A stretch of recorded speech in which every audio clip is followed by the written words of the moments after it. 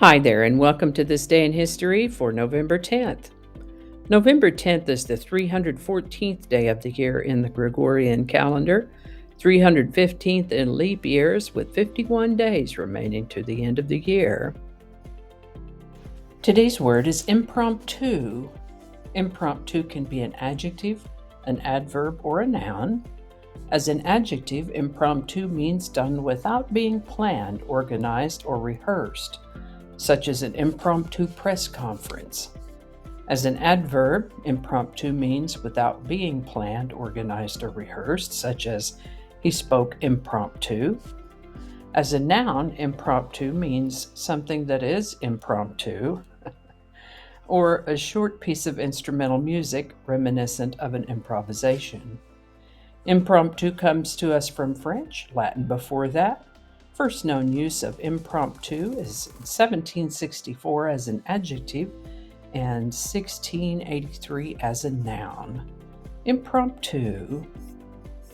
And with that, this is the birthday of Martin Luther, born November 10th, 1483. He was the leader of the Protestant Reformation. We've talked about him before. He lived to the age of 62. The United States Marine Corps was founded in Philadelphia on November 10, 1775. In the 1790s, during the French Revolution, the French decided to establish a state-sponsored atheistic religion to replace the Catholic religion. They decided to call it the Cult of Reason, and on November 10, 1793, a goddess of reason was proclaimed. On the one hand, the Cult of Reason religion seemed to honor liberty in nature, and on the other hand, it seemed very disorderly. Its proponents made efforts to remove and destroy any symbols of religion like crosses and statues. They decided to have an event they called the Festival of Reason, during which churches across France were transformed into temples of reason. To avoid statuary and idolatry, goddess figures were portrayed by living women. Girls and young women dressed in flowing white dresses, Roman style, and danced around a woman portraying the goddess of liberty. They called it a cult of reason, but it sounds more like a cult of I do what I want, rather than practicing much in the way of actual reason. The Cult of Reason was replaced a little over a year after its inception with a new deistic religion in 1794, the Cult of the Supreme Being, another state religion.